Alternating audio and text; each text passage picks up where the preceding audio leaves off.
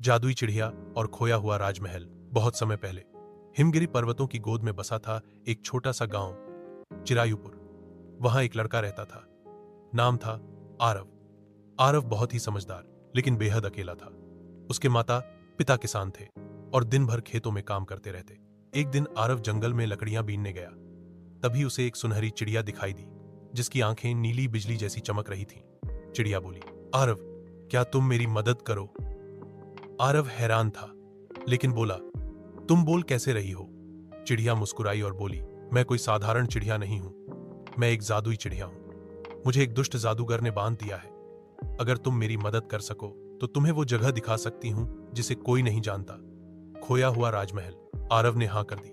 चिड़िया उसे एक रहस्यमयी गुफा की ओर ले गई जहां दरवाजे पर ताले जड़े थे और एक पत्थर पर लिखा था, सच्चे दिल वाला ही द्वार खोले, जिसका मन न हो छल कपट से भरे।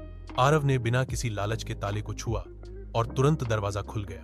अंदर एक अद्भुत संसार था। हीरे मोतियों से चमकता महल, आसमान में उड़ते घोड़े और फूल जो मधुर संगीत गाते थे। वहां एक बूढ़ा संत मिला। उसने कहा, आरव, इस महल की रक्षा करने वाला सच्चा रक्षक तुम बन सकते हो क्योंकि तुम्हारा दिल पवित्र है। लेकिन इसकी कीमत है तुम्हें दुनिया की हर मदद करने वाले इंसान की मदद करनी होगी, बिना किसी स्वार्थ के। आरव ने सिर झुकाया और कहा, अगर मैं किसी की मदद कर पाऊं तो वही मेरी सबसे बड़ी दौलत होगी। संत ने उसे आशीर्वाद दिया और जादुई चिड़िया फिर से एक सुंदर परी में बदल गई, असली राजकुमारी।